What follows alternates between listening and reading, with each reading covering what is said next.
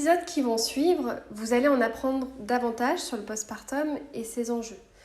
Donc, vous allez mieux comprendre les transformations qui s'opèrent dans l'organisme des femmes qui portent l'enfant, mais aussi dans l'organisme du coparent.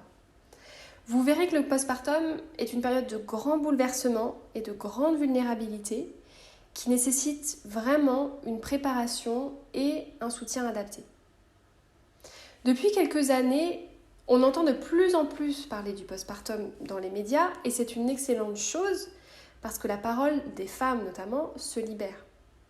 Et elles sont de plus en plus nombreuses à s'exprimer sur ce qu'elles traversent réellement au cours de la période postnatale, ce qui contribue à informer le monde sur la réalité du postpartum et à lever les tabous qui sont encore très nombreux.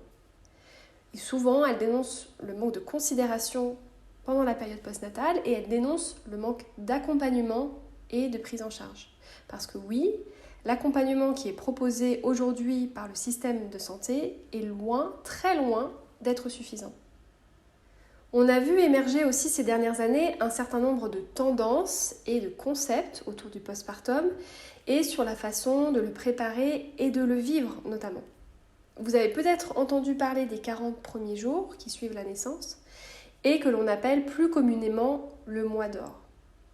Alors ces idées et ces concepts, ils contiennent des informations intéressantes et pertinentes dont on peut s'inspirer, mais malheureusement, ils arrivent aussi avec leur lot d'injonctions et de frustrations.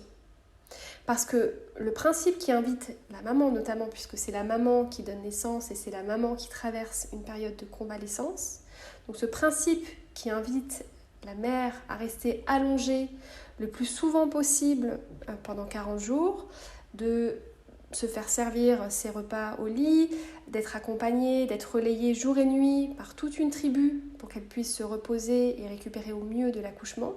Ce principe-là, il est vraiment merveilleux, mais il n'est pas toujours possible dans notre société moderne. Et en réalité, il n'est pas souvent possible d'appliquer ces principes à la lettre, pour tout un tas de raisons. Il y a beaucoup d'injonctions au bien-être qui émergent à travers les réseaux sociaux, alors que ce soit les routines et rituels bien-être, comme par exemple le morning routine, toutes les pratiques qu'on devrait instaurer dans notre vie pour se sentir bien, se sentir aligné, comme la méditation, le yoga, la respiration, ou encore prendre le temps de marcher dans la nature, de faire du journaling, etc. Toutes ces idées, elles sont intéressantes, mais elles peuvent aussi être oppressantes. Parce qu'on peut se mettre une pression à accomplir un certain nombre de tâches pour se sentir bien dans sa peau et finalement ne pas y arriver faute de temps, faute de motivation, et on peut se sentir coupable de ne pas appliquer ce qui est présenté comme étant bon et sain pour nous. Et je mets des guillemets. Et en fait, il en va de même pour le postpartum. Alors le postpartum en puissance, selon moi, c'est un postpartum que l'on a préparé en amont de la naissance, en fonction de notre réalité du moment, c'est-à-dire en fonction des ressources qui sont disponibles pour nous au moment où on le prépare, mais aussi au moment où on le vit. Un postpartum en puissance implique aussi de détenir un certain nombre d'informations sur la réalité du postpartum, sur ce qu'on traverse sur différents plans, pour ne pas tomber des nues le moment venu. Alors on dit souvent que le savoir, c'est le pouvoir. Le savoir ne fait pas tout parce que un plan d'action est aussi fondamental, mais le savoir fait quand même beaucoup. Sans les bonnes informations, il est difficile de mettre en place les bonnes actions. Alors à travers cette préparation pour un postpartum en puissance, vous allez apprendre un certain nombre de choses au sujet du postpartum en lui-même, au sujet des bouleversements, des transformations qu'il implique, et puis je vais vous accompagner à travers un certain nombre d'exercices pour que vous puissiez faire des choix éclairés au sujet de votre postpartum et de votre parentalité, et pour que vous puissiez mobiliser au mieux les ressources qui sont à votre disposition pour être accompagné, soutenu, écouté au cours des premières semaines postnatales. L'idée, c'est vraiment de vous guider pour que vous puissiez préparer au mieux un postpartum qui vous ressemble, sans subir d'injonction ou se mettre la pression sur les cases qu'il faudrait cocher pour bien vivre la période postnatale. Donc, tous les couples n'ont pas les mêmes ressources et c'est pas grave parce que tout le monde n'a pas les mêmes besoins. 2, il existe des alternatives pour pallier à certaines ressources manquantes. Et puis 3, le fait d'avoir conscience des ressources qui sont accessibles pour nous ou non, nous permet aussi d'accueillir les choses telles qu'elles sont, de les accepter sans les subir. Cette préparation pour un postpartum en puissance, elle peut se faire seule ou elle peut se faire en couple.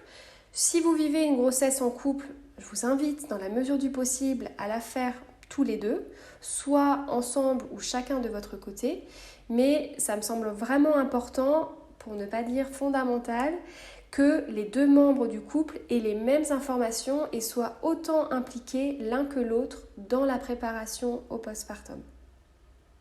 Si vous vivez une grossesse sans coparents, vous pouvez très bien demander à une amie ou un membre de votre famille de vous accompagner tout au long de cette préparation pour que cette personne puisse vous soutenir et vous accompagner dans ce que vous allez mettre en place pour un postpartum en puissance. Je vous invite à vous munir d'un carnet de bord dans lequel vous pourrez noter toutes les informations pertinentes que vous entendrez au cours de cette préparation et dans lequel vous pourrez aussi faire les exercices, déposer vos ressentis. Il pourra également être le journal de votre grossesse. Alors n'hésitez pas à utiliser des couleurs, à faire des illustrations, à venir coller des photos, des images, etc. Ça vous fera un très beau souvenir de grossesse et puis je pense que vous prendrez sûrement du plaisir à le regarder à nouveau d'ici quelques mois. Vous pouvez suivre la préparation à votre rythme. N'hésitez pas à prendre un temps de pause de quelques heures ou de quelques jours entre les différents audios pour laisser infuser les informations et prendre un vrai temps de réflexion et d'introspection. Évidemment, vous pourrez réécouter les épisodes autant de fois que vous le voudrez et autant de fois que nécessaire. À présent, je vous invite à écouter l'épisode suivant dans lequel nous entrons enfin dans le vif du sujet, un postpartum en puissance.